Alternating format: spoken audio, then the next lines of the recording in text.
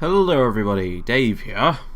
Hope you all had a very happy new year and Merry Christmas and so on and so forth. So anyway, today I'm doing this video.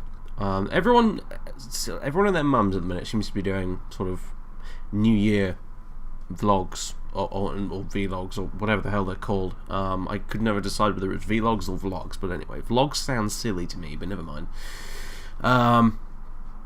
And I figured I might as well do one as well, because there's a decent enough reason to do them. It's a good way to look back at the year before in review and, discuss what happened and, things that are going to happen this year, things that are going to change. And also I kind of just wanted to take off the Let's Players cap a bit and talk to you directly about a lot of things that have been going on, sort of behind the scenes, I guess. So this video is going to be kind of a long and very rambly one, I imagine. It's not. I decided not to put this as part of a mailbox video because it would probably be far too long for that. So it's kind of a channel update of sorts, I guess. But it's probably going to be long and rambly and filled with lots of garbage that many of you may not be interested in. I will be talking at the end of it a bit about things that are going to be happening in the future, so you may want to skip to that if you're interested in that sort of thing, but otherwise, yeah, this is just going to be a rambly, ranty vlog thing, basically. So, this year's been an interesting one. A pretty damn interesting one. Purely in terms of this channel, lots of stuff has happened. This last year, by this year, obviously, I kind of mean 2013, not 2014, because it's barely gotten started yet. But yeah, last year was an interesting one. Was it this year, this last year, or the year before that? I believe it was this last year that I finally got partnered with TGN. I can check that actually. Sorry, don't mind me just clicking through my videos here on YouTube. I'm under no pretenses of being professional about this. This is just a vlog at the end of the day. So let's see. I can't even remember what the video is called. The one that announced me switching over to TGN. Never mind. But I'm pretty sure we did it this year. Joined TGN, and that was when the channel went from being just kind of a hobby to being my job, essentially. It's grown a lot, but I believe when I originally got partnered, I must have had something like 1,500 subscribers, and now I have 1,500 or so subscribers. So that kind of growth is ridiculous. I mean, because I think earlier last year we put up I put up the Elder Scrolls dumbing down videos, basically, and they kind of exploded. Those things are ridiculous. I'm looking at it right now. Why the Elder Scrolls isn't dumbing down. The first one, for a 22-minute long video, it has 258,000 views at present, which is absolutely absurd. That's the kind of viewing figures that someone like Total Biscuit gets. Not me. I'm down at the lower end of the YouTube scale, so that's kind of silly, but as a result of that, that generated a lot of interest in the channel, I think, and that's probably one of the things that's mainly responsible for the ridiculous growth we've had.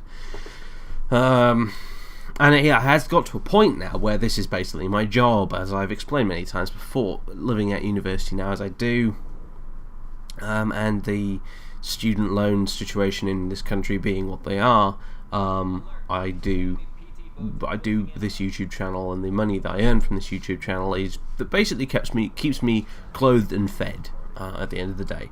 I am living from paycheck to paycheck at this point, based on what comes through from YouTube, because I get nothing from the government. Really, at the end of the day, they pay my tuition fees, and they basically pay for my rent at this point, and that's basically all I get from them. And most of that I have to pay them back over the course of the rest of my working life anyway. So, yeah. It's not the greatest deal in the world, but there it is. But this has become my job now, and as jobs go, I'm pretty goddamn happy with it. I really am. I honestly expected for most of my life growing up that I would have a job doing something probably that I hated.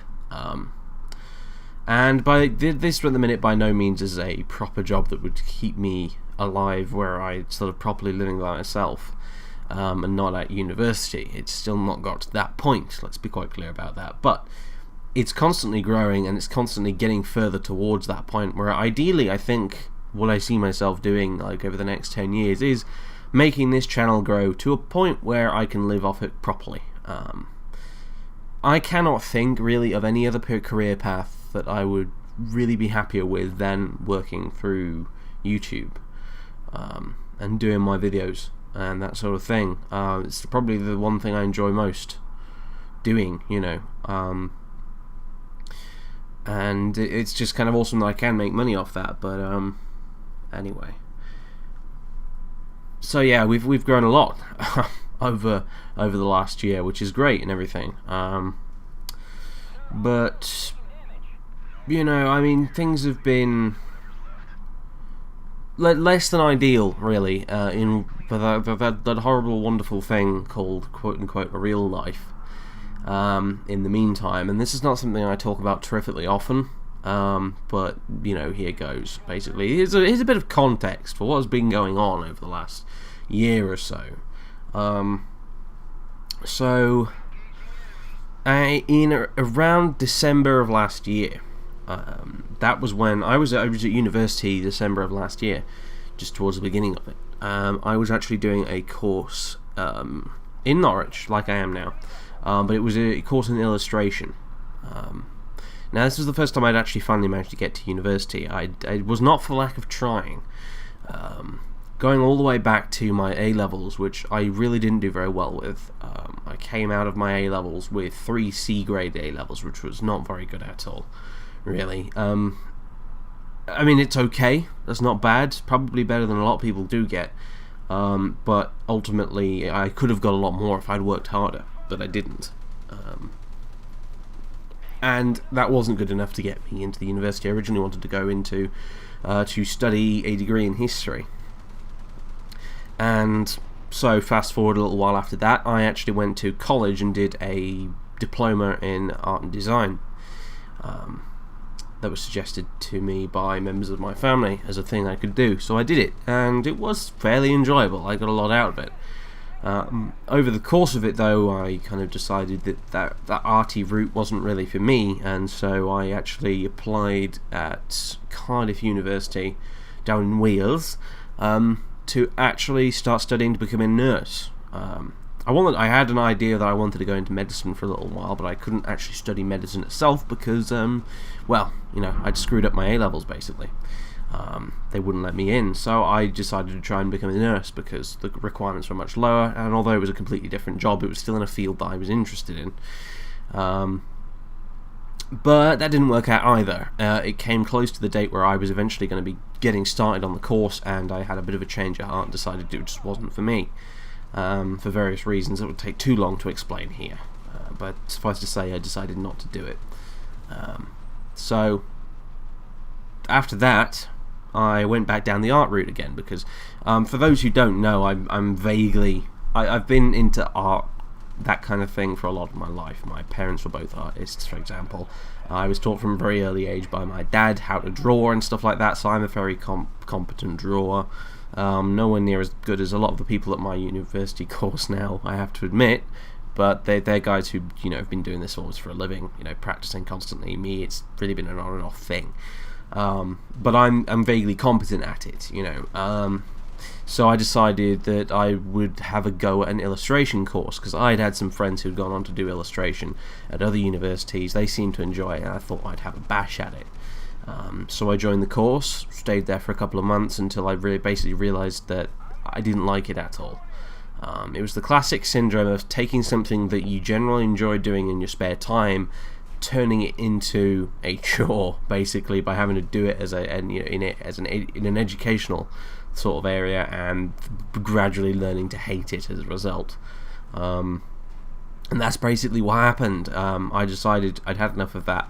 I wanted to switch on to the game design course, which is what I'm on now, and start learning about game design instead, do a degree in that. And unfortunately it got to the point where it was far too late along the line for me to switch directly over, so I pretty much just had the option of just leaving entirely, or basically leaving and coming back the next year as part of an intermission, which is what I did. So that brings you over to around January, beginning of 2013, where I'd arrived back home,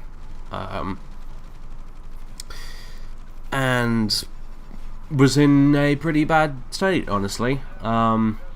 Mentally or whatever, I was in a pretty shockingly bad state. Although honestly, it probably wasn't my fault in retrospect. That's what people would tell me,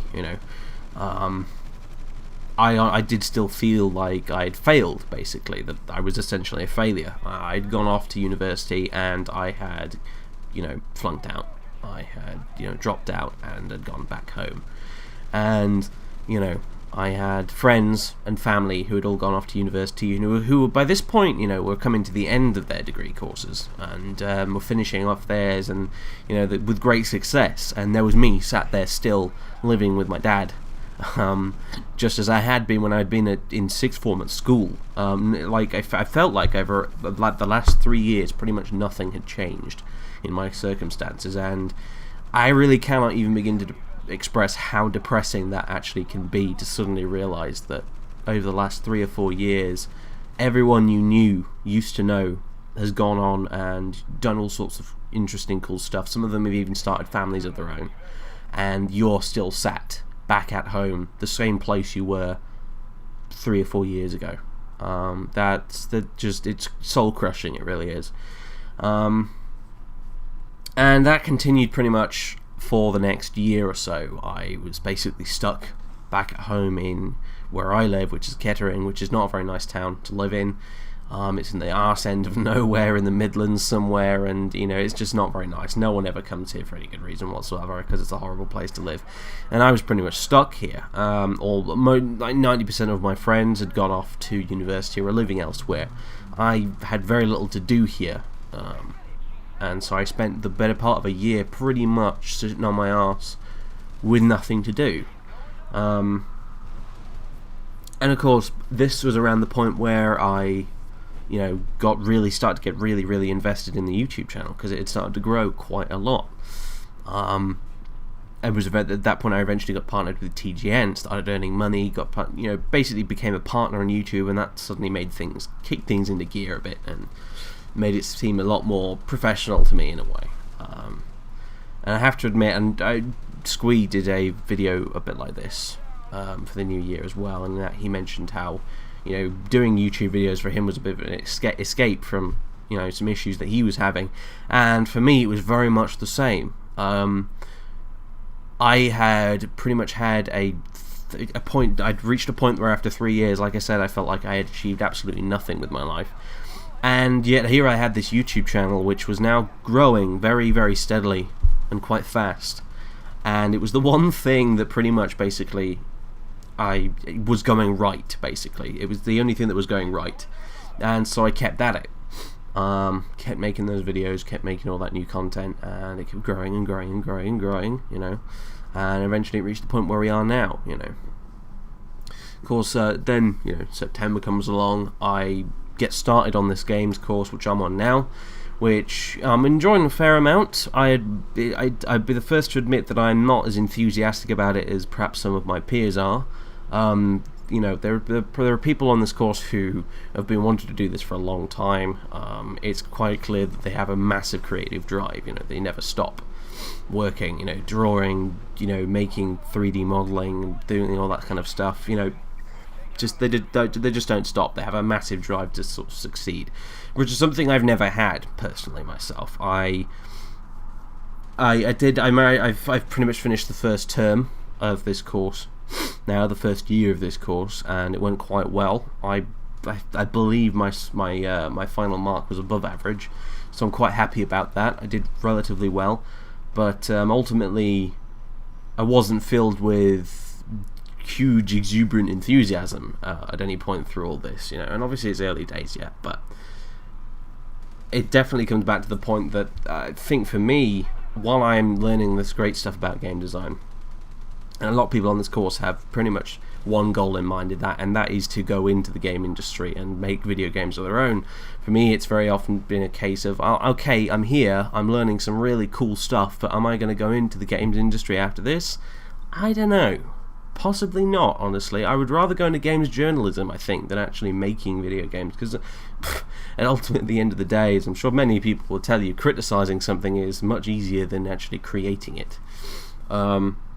And as far as I'm concerned, probably more fun. I mean, I have, and we're getting into very pretentious sounding language at this point, but I have what you'd call, I suppose, a creative spirit. I mean, you see it in the videos I make. I don't, when I approach a game like Skyrim or Oblivion or Baldur's Gate or whatever, I don't sit there and just be like, yep, let's get a character with good stats, let's get all the gold and kill all the things. This is fun. I sit there and I make an actual character and I put some creative thought into it,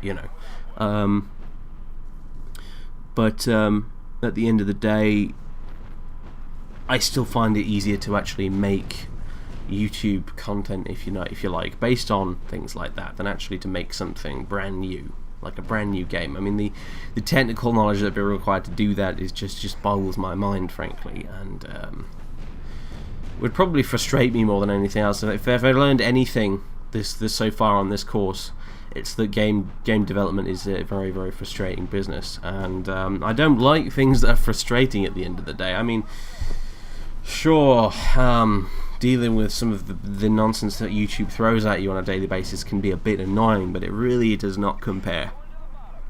It really doesn't. So, I mean, coming back to YouTube after finishing the first term of my course, towards the end of it, where I was pretty much focusing entirely on that, and for all intents and purposes ignoring YouTube for a while because I had work that needed to be done. Coming back to YouTube with all its foibles and all its stupid, comments in the comment section and all the Google Plus nonsense and all that sort of silly business, felt like a stress relief by comparison. So, things I feel over the course of this year have. I started off in a really, really, really crap place. I finished it in a significantly better one.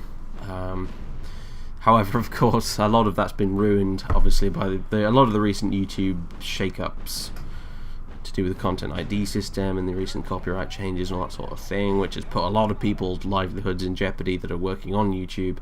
And so I'd like to be able to say, obviously, that, oh no, I'm in a much better place by the end of this year. I feel really confident and I'm ready to face the new year. To be honest with you, no, really. I'm obviously better off than I was to begin with, but we're still on rough ground here. We're not out of the woods yet. Maybe I'll be able to say that in a month or two from now, but right now we're still wading through the shit at the minute. However, we're no longer up to our necks, basically, is the point I am making in a very roundabout and rambly way. Gosh, I should really prepare notes for these things, but I never do. Really, do I? Never mind. But I think a lot of the change in my sort of perspective and my circumstances has had a lot to do with this channel and the success it's basically garnered. It's gone from being this strange, almost embarrassing little hobby that I used to have to something that I can legit put on my CV if I was ever trying to find another job elsewhere. It's the kind of thing that I've brought up with my tutors in at university, and they've been genuinely interested in that sort of thing. So that impresses me to no end, I suppose, in a way. But anyway, as for that YouTube stuff, by the way, that kind of thing's still ongoing. I've got the channel will not be just destroyed, basically. If some of you were maybe fearing the worst, that is not going to happen. Perhaps I should explain exactly what's going on. Yeah, I probably should. I'm sure there's plenty of you that don't really understand it. Basically, in a nutshell, in a very badly described nutshell, here's what's happening. Recently, up until now, there's been a situation on YouTube where, well, back in, I think it was 2008 or so, YouTube basically started off what they called this partnership program, whereby basically they allowed certain people on YouTube to put ads using Google's AdSense thing on their videos and actually make money from their videos as opposed to just posting them, out of the goodness of their own hearts or whatever. Allowed people to actually sort of make money off these things and actually turn it into a job as opposed to a hobby. And basically the way it worked was in order to get money, you became a YouTube partner, which basically meant that you were partnered directly with YouTube, aka Google, and that was where you got your money from. They took the lion's share of the revenue, they gave you back a little bit, like a small percentage of that, and you earned some money from it that way. Eventually it got to a point where they actually started allowing these, what they called multi-channel networks to exist, which are networks like TGN, for example, or Machinima, where they are independent companies that are affiliated with, Google or whatever, and they are basically in charge of offering partnerships to people they want to on YouTube, and they manage all that on sort of behalf of Google, in a way, at the end of the day. And so you could then become a what they call an affiliate or whatever, which is basically you are a partner with a multi-channel network like TGN, which is what I am and what I was when I joined up, basically. And recently YouTube has basically had a change of heart, because basically what worked up to this point is, and here's really basically the main sticking point of the whole issue, is that YouTube has had a system basically for a long time called Content ID, and it's a necessary evil at the end of the day. I think there's no real bones about that. And it's obviously not perfect, far from it, but it's a necessary evil at the end of the day. And basically how it works is content owners, like basically copyright owners, can basically put into Google's sort of automated algorithms or whatever that are made available to content owners. They're able to sort of put, say if you're a record label and you own a song, you put this song into YouTube's Content ID system, and then that Content ID system, through basically computer generated algorithms, things like that, there's no human input here, it's all done by the computer, basically by programs, robots if you like, and they will scan all videos on the site, and if they come up with any matches to that song, say if they find bits of that song in a video on YouTube, they will automatically flag that video and say this contains content owned by a third party, and therefore one of three things will happen. Either the third party will track that video and have access to its analytics, they will monetize it, and they will basically take any monetized revenue on that video for themselves rather than the owner of the video, or they will block it outright completely. That very rarely happens, generally speaking. That's only if someone basically uploads an entire film to YouTube, or like episodes of a TV show or something, that will generally get blocked. But otherwise, it's usually a case that it gets monetized or tracked. Now, this Content ID system basically used to extend to everybody. If you are a small Let's Player who's been doing it for a little while, you're not part of a partnered network or anything like that, you probably will have noticed this. If you ever put like a bit of music in a video that you edited in yourself that you owned, and then you might have come up with a Content ID match thing that said this video, part of this video is owned by a third party and it's being claimed, and so on and so forth. Now, previously, people who are a part of networks like me, for example, we were actually exempt from this Content ID system. This Content ID system basically would not touch our videos, it would ignore our videos, basically because of a kind of good faith basically thing between YouTube and its networks. The idea of these networks existing in the first place was to take a load off Google by managing these partners basically for Google. And so the idea was that Content ID would ignore these partnered channels with these networks, because in theory it was the network's jobs to police their own, their own partners on their network. Make sure everyone on their network is keeping in line and doing and uploading things that are perfectly legal. Now, at some point along the line, very recently, YouTube changed that. They decided that that was no longer good enough, and that partners for networks would now be subject to this Content ID system as well. But they said to basically all the networks, you now have to choose among all your partners, are they going to be affiliates or are they going to be managed partners? Now, affiliates are guys like me. We are basically just the regular old partners who are now classed as affiliates, and we are now subject to the Content ID system, just like anyone who isn't even partnered. And then you have the managed partners, which are typically the guys part of that network who have a particularly special relationship with that network or are just very big. So we're talking guys like, for example, I know for a fact that, say, Total Biscuit is a managed partner with Polaris, because he has like 1.5 million subscribers or something utterly absurd like that, and he generates like 1 million views a day at least. So he makes lots and lots of money. So that basically his network have basically said that he's a managed partner, and they are willing to essentially take direct responsibility for him and all the videos he uploads, and sort of manage him essentially, hence the managed partner status. But for the thousands of the rest of us who are not big enough to justify that kind of treatment, we are basically just affiliates. So I am an affiliate with TGN, for example. In fact, I'm not even sure if there are very many people on TGN who are not affiliates. They did send out an email to us partners saying that with only a few exceptions, all of you are going to be affiliate status, basically. Now that was disappointing, because one of the reasons you join a network like that is so you can kind of find some sort of support, basically, and that support, one of the forms of that support was to escape from this slightly broken, oftentimes broken Content ID system and that sort of thing, and have someone else take responsibility for your channel. That's no longer really the case at the minute. But the one thing that's really, because it's annoying, okay, having to deal with Content ID.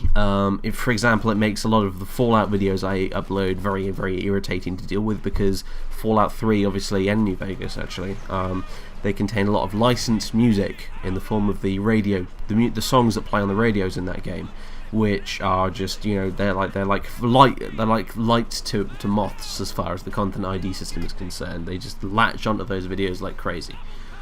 And quite often there are companies out there who will basically make bogus claims. They don't own the content in those videos at all, but the Content ID system is so easily abused that they can do that anyway, and they can try and steal your revenue, basically, even though they don't own the content they've claimed. Which is something Google needs to sort of crack down on, basically. But while that was annoying, it was hardly game-breaking, to coin a phrase. It was something I was prepared to deal with. At the end of the day, I would just have to be very, very, very careful with what was going into these videos, avoid all forms of licensed music if possible, and potentially play games that basically didn't have cutscenes and things in them that could easily be grabbed by the Content ID system as well. Which was generally okay for me up to this point, because I've been playing sandbox games, Bethesda games mostly, that kind of thing, old games like Baldur's Gate, a bit of War Thunder every now and again, which is totally fine, being an online multiplayer game, which wasn't really an issue for me, generally speaking. The only real issues I had were with things like some of the Fallout videos, especially the Fallout prologue, where you had this part of the prologue which has got that, I don't want to set the world on fire by the ink spots playing as part of the intro cinematic. So, and that caused some problems for me, and I eventually had to re-upload the video with that bit edited out. But anyway, and the YouTube then went on to announce that in the after the new year, affiliate partners, not managed partners, affiliate partners would also now have to, if they wanted to monetize a video, they would have to submit that video to review, which basically means you would not be able to earn any monetized revenue, so any views on that video would not be generating you income until that video had been subject to review. And this review process, basically to make sure that everything in the video is kosher, I guess, and that you're using it properly and all that sort of thing, and it complies with copyright law and so on and so forth. This review process is the YouTube is saying will take anywhere between 2 hours and 2 days. Now, 2 hours, okay, maybe. 2 days for me is just completely unacceptable. I mean, imagine if I wanted to put up a video that was very, very time sensitive. If it took 2 days to bloody, like when I do a Christmas special video, for example, and it ended up going up on like December the 27th because of the stupid review process. I mean, that's just completely ridiculous.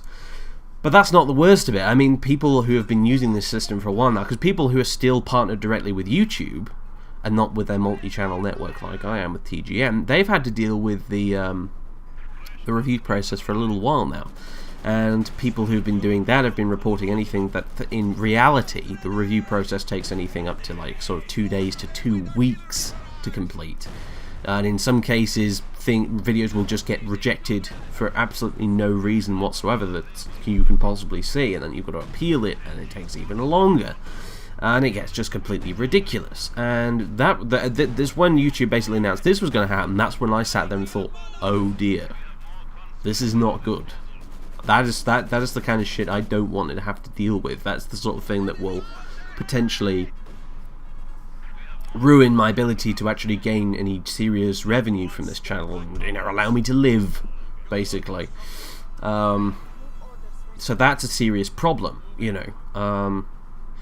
and obviously, TGN are not interested in making any of their regular partners into managed status. We're all going to be affiliates. We're all going to be subject to this stuff, and therefore I have been looking into switching to a different network, one potentially a smaller network that can afford to give its partners managed status. The problem with you'd say, like, why not just give everyone on your network managed status? Well, the problem with that is, if you've got a network the size of TGN, how on earth are you supposed to keep track of, like, however many thousands of partners they have if you make them all managed? You just can't do it. It's completely impossible. And that part of that is probably the reason why this is happening in the first place, and why Google is saying, they have to be affiliates now that are subject to Content ID, because there was clearly no way that that TGN was able to, or Machinima or whoever, were able to police like all thousands of their partners themselves internally. It just wasn't happening. So that's the reason why they can't make everyone, managed. However, there are smaller networks out there, like for example the one that Gopher is part of, because Gopher is a network. He's partnered with a network, in case you were unaware of that. Those of you who know who Gopher is anyway, I'm sure plenty of you do. And he got in touch with me and said that he'd look into things with his network and see if they were accepting new people and that sort of thing. I've been in touch with some of those guys. I've been in touch with some other networks as well, some more small ones that basically are small enough to allow their new members to join as managed partners rather than affiliates, which means if I'm a managed partner, I don't have to deal with all this rubbish in the first place. So I've been in touch with them. Nothing final has been discussed yet as of yet. Right now, I am still, in fact, with TGN. Everything is chugging along as it was previously.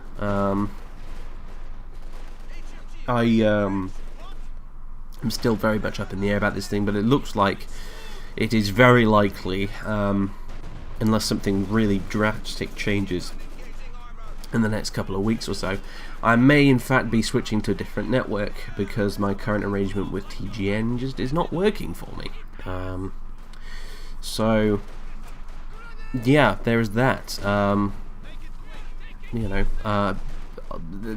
That's a thing that may or may not happen. So ultimately, it's very annoying. Switching to a different network is going to be quite irritating and potentially stressful to do. It could mean that I miss out on anything up to like 2-3 months of revenue, which will be very, very bad news. Especially considering I am literally right now, like I said, living pretty much from paycheck to paycheck. Just one entire month without any income whatsoever would be disastrous. However, it may be the case that I really don't have a choice in the matter, and I do have to switch over because of these new changes that are incoming, with affiliated partners like me, presently. So this is all going to be a bit of a mess to try and sort out, and it's going to be a pain in the arse. But unfortunately, it looks like it's going to be something that has to be done. Will it affect me uploading videos? Quite possibly. There may be a period where you don't see anything from me because I'm in the process of switching over to a different network. I'm going to need to try and I would basically need to try and get all my videos currently claimed by TGN unclaimed by TGN, so that the new network could put claims on them for them, and then that means I'd still be able to get money from it. And it's all, dear, it's all very confusing, and I'm sure at this point a lot of you are kind of scratching your heads and thinking, what the hell is he talking about? I don't understand any of this. Well, you know, fair enough. But yeah, suffice to say, maybe a change in management coming soon, if you want to call it that. But more on that as it happens and after it happens, most likely. For now, though, just be aware that that is going to affect things on this channel, the rate of my uploads and that sort of thing. It's going to cause some disruption, essentially, is what I'm basically trying to tell you. And some people have been curious as to how exactly this YouTube stuff has been affecting me, and what I would be doing in response to it. And so there you have my answer. This is what's going on. So, right, well, that was 2013. What am I going to be doing this year? What's happening this year then, basically? Well, let's look forward for a minute, as opposed to looking back at the colossally crazy and muddled year that was 2013. Let's look forward to 2014, and what's going to be going on the channel, all this network stuff notwithstanding, in the future. Well, I've also got some changes obviously going on in my personal life. I've made a few New Year's resolutions, which 90% of the time we never keep the bloody things, but I'm endeavouring to try to this year. Main ones being actually taking better care of my general sort of physical and mental health. Both have been sort of waning a bit over the last year or so, and I need to get that back in order, because at the end of the day, as Hulk Hogan once said, a healthy body is a healthy mind, or something along the lines of that. And I'm pretty sure it wasn't actually Hulk Hogan originally said that, but he did say it once. So, cut me some slack here. Anyway, so that's kind of a thing that's going to be happening, but it's not really that important. As for, the channel itself, what's going to be happening? Well, this year I'm going to be looking more at metrics. It's going to be a case of let's follow the yellow metric road. Metrics, what do I mean by that? I'm talking about basically giving you guys the content that you guys want to watch. Because ultimately, and at the end of the day, if you guys want to watch it, then you will watch it. And if you watch it, then it gets me paid at the end of the day. And, I can feel people already jumping on it like, oh, when did this all become about the money, Jingles? When did this all become about the money and not making things that, we can, making it for us, the community or whatever? And, at the end of the day, and I'm very much echoing, I realise at this point, Total Biscuit, one of the videos he did recently, but it's a point worth making, is that ultimately, because of the way this business works, whereby I get paid per views, basically, if I'm making content that you guys enjoy, I get paid more. If I make content that you guys don't like, or you're not interested in watching, I don't get paid at the end of the day. So even if I was in this purely for the money, or purely for making you guys happy or whatever, they would basically make the same end result. So, that's the cynical and detached way of looking at it, and it's still the correct one, though, frankly, because I like to take an even balance with this thing. Yes, it's about making fun stuff that I enjoy making, and also, yeah, it's about paying my bills, because I've got bills to pay, and I need to put food on my plate at the end of the day. So, but at the end, it still is a case of, if I make things that you guys enjoy, that's what gets me paid. So I'm looking at, metrics. I'm looking at which videos are popular, which things you guys like to watch, which things you're not bloody interested in. So, for example, War Thunder. As much as I like War Thunder, and I will continue playing it in the future. It's a good game, and I enjoy it a heck of a lot. That's probably not. I'm probably not going to be doing any more of that.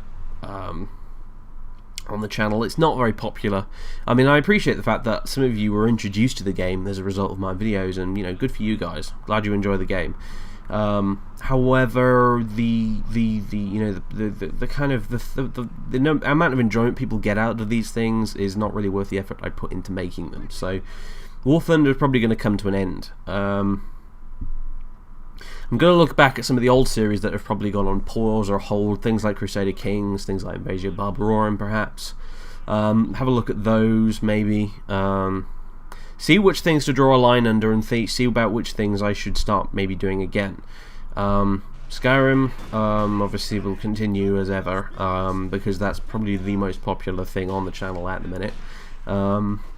Oblivion will probably be brought back. I've actually recorded a couple more episodes of Oblivion, which you'll be seeing very soon, because as of tomorrow, as of the date of this recording right now, I will be back in Norwich. I will be back with my proper internet connection, which will allow me to upload videos. So you'll be seeing some more Oblivion, and that sort of thing. So I'm gonna be basically paying attention closely to what you guys actually want to be seeing, and less of whatever kind of bloody whim I happen to be on at the time and decide to make videos about. I mean, that sort of thing will naturally occur anyway, because sometimes you got to post something brand new and different on the channel to see if people like it or not in the first place. But generally speaking, I'm going to be sort of looking at things like basically all those videos and series and things that you guys are always going on about, harping on about, saying, "Oh, what happened to this? Or what happened to that? Why have you not uploaded this in ages?" Well, I'm going to see if I can't work on that a bit this year. In addition to all that, however, actually as well, I want to start doing some. I want to really start focusing on putting some videos out of indie titles, indie games. There's two reasons for this. The first being that indie games generally don't try and screw you over for giving them free advertising for their game.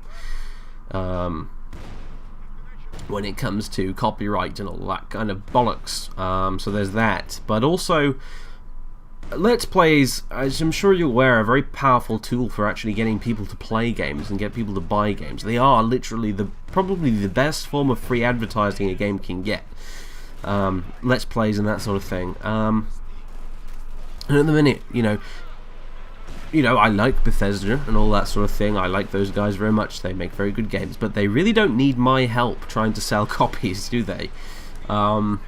They've got that covered all by themselves.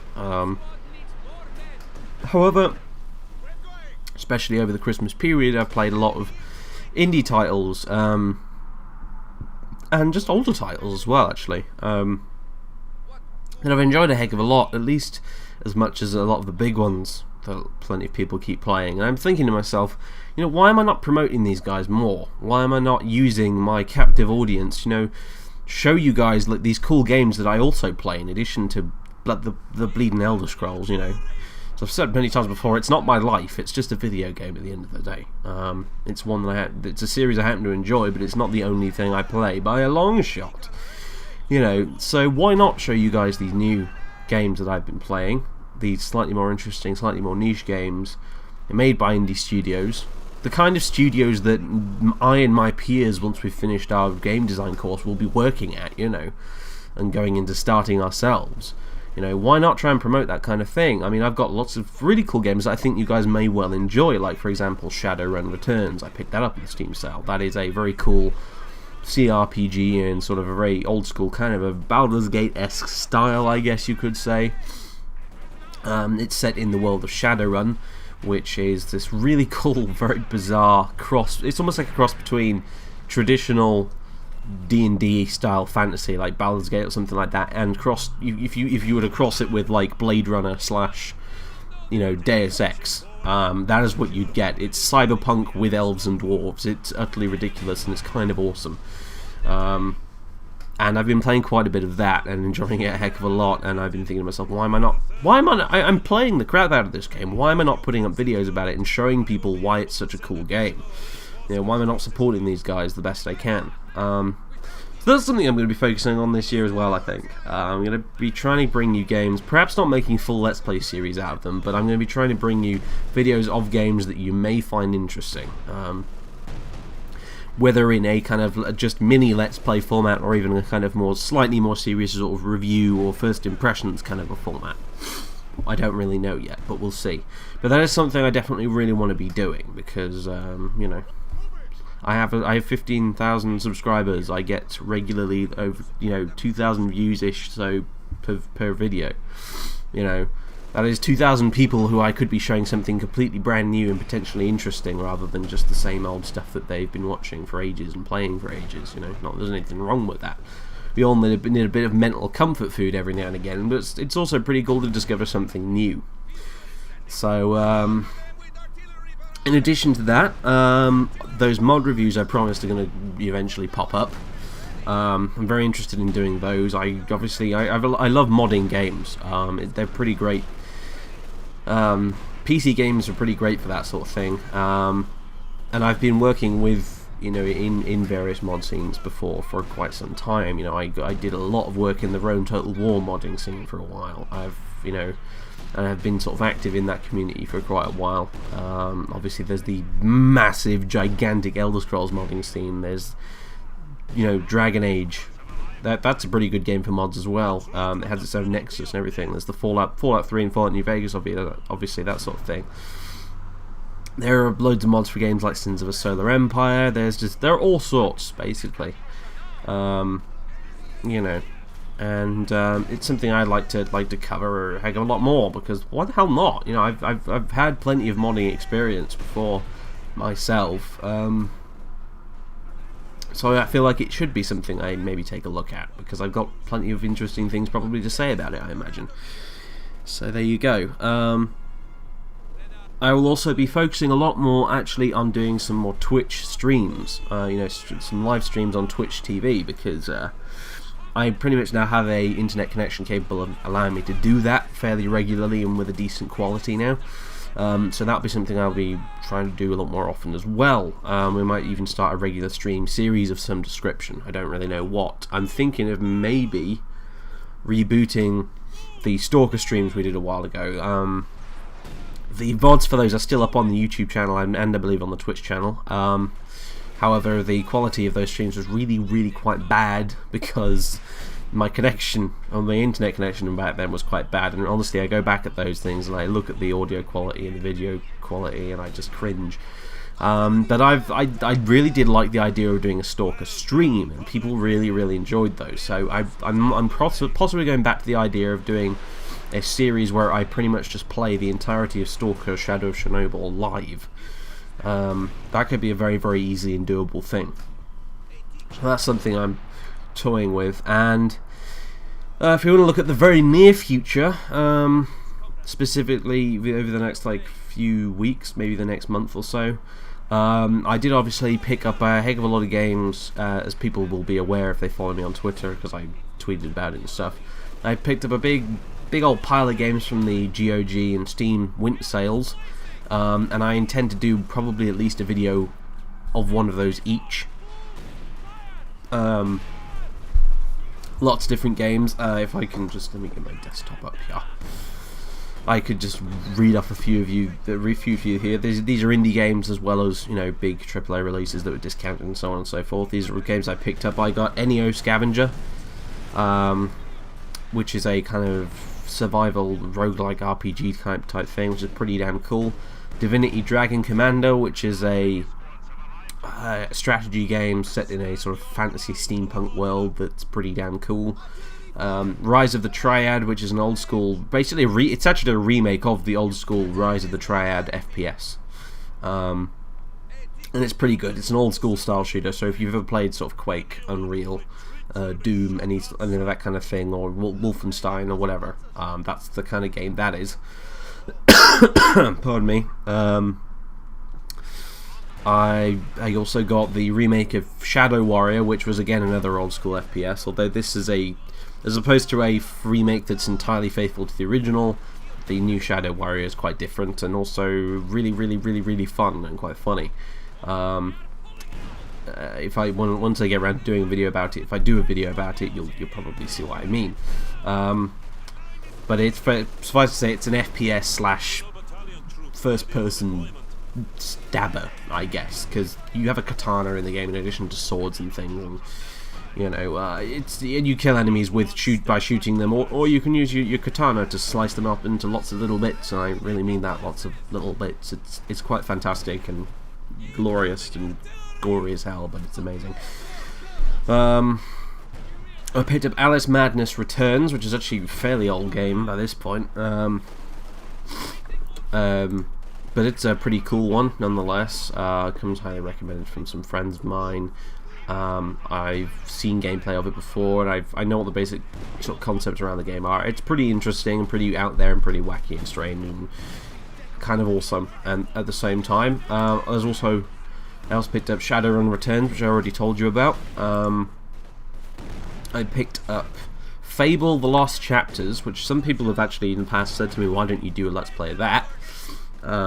I would like to see you do a Let's Play of that, and well, I've got it now. I played the original Fable on Xbox donkeys years ago, and I enjoyed it a decent amount. But I have the PC version, Fable: The Lost Chapters, now from Steam, so I've got that now, which some of you will be pleased to hear about. I did, in fact, pick up the DayZ standalone from Steam. I haven't played it a great deal, because at the end of the day, it's still just DayZ. And after getting over the novelty of it after a while, it's just, well, it is just DayZ at the end of the day. But, you know, I've got it now. And hopefully, I'm hoping that the developers of it will improve it a heck of a lot in the years to come. Because as it stands right now, it's just pretty much just a slightly less glitchy of the mod version, which I played to death. So I also picked up a very old game by the name of Wizardry 8, which I have barely played at all. I probably played about 5-10 minutes of it and was thoroughly confused by most of it. That looks like an interesting game, just simply by sheer, you know, grace of the fact that it looks so utterly bizarre. You know, I mean, there are like dwarves and elves and gnomes and things, but there are also strange wolf men and I think a few spaceships involved, and it was just, I don't know, kind of amazingly, wonderfully bizarre and crazy. From what I saw of it briefly, I could barely figure out how any of it worked, like the combat and so on and so forth, but it did look kind of fun. Vaguely reminded me of the old Might and Magic games, which were quite fun. So there's that. I also picked up Contrast, which is a sort of puzzle platformy adventure game thing, which is quite cool. If you're into that sort of thing, it's been driving me slightly nuts though, because I really suck at the puzzles in that game. I also picked up Rising Storm, which is, you know, Rising Storm / Red Orchestra 2, which is a kind of almost like an ultra realistic, if I had to describe it in a phrase, like ultra realistic online World War II first-person shooter. It is basically a World War II FPS that's online. It's kind of two games in one. Rising Storm is set in the Pacific, Japanese versus Americans. Red Orchestra 2 is, you know, the same thing except on the Eastern Front in Europe with Russians versus Germans. And it has a very kind of interesting and unique take on the whole thing, whereby the way the weapons handle and the way you even aim the weapons and stuff like that is very, very cool. Very kind of very realistic. The game, it sometimes feels almost kind of less like a first-person shooter and more like a sort of simulator. Not in the same way that Arma 2 or something like that is like a full-on milsim like that. It's more in a kind of, it tries to sort of accurately simulate the feel, I guess, of close quarters infantry combat from World War II, and it does it really, really well, and it's quite a lot of fun, even though I'm not very good at it, in all fairness, but it's still pretty cool. So I picked up that. I also picked up Metro Last Light, finally. I'm a big, huge fan of Metro 2033. Really, really enjoyed the crap out of that game. I've played it through about three times possibly.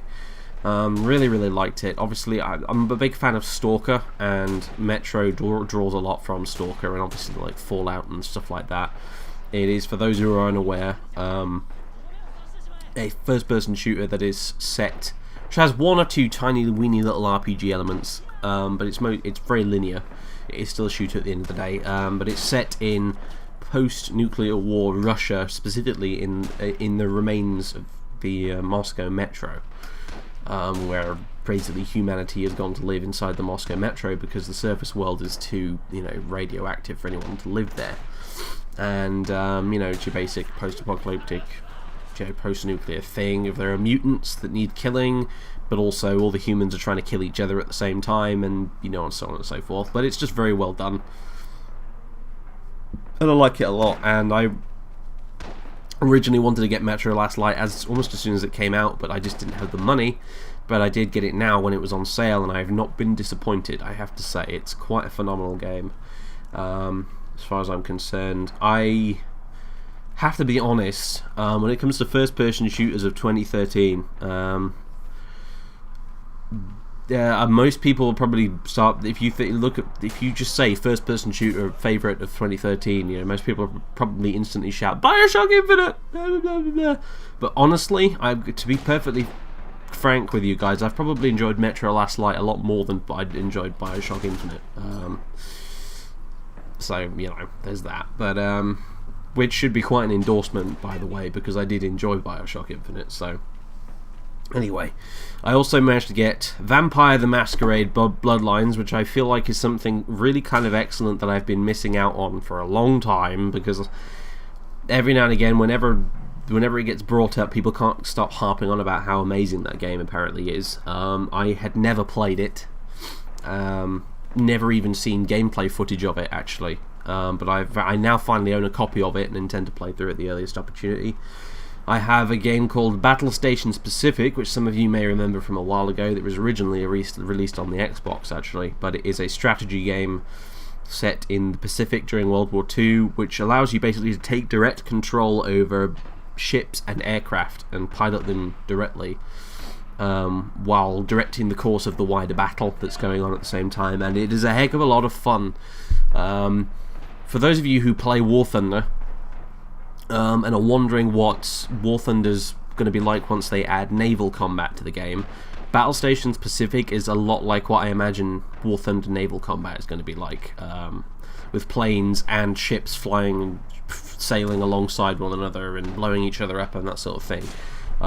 So particularly the War Thunder fans on the channel, you might enjoy Battle Stations Pacific. I'm going to put a video up of that, I think, and see what you guys think of it. But I've enjoyed it a heck of a lot. I think it's pretty damn cool. In fact, you will have seen some, I believe, some footage of Battle Stations Pacific in this very video in the background. So yeah, you've already had a taste of it by now, basically. I think it was the first bit of game footage that went up in this video was Battle Stations Pacific in the background. So yeah, that was that, in case you were wondering what game that was.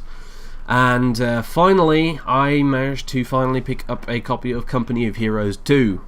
I was a huge fan of Company of Heroes 1. I have all the expansions for it. It's a really, really, really great game. Lots of fun. Played it multiplayer before with some friends, and just so great. And I now have Company of Heroes 2, which is also...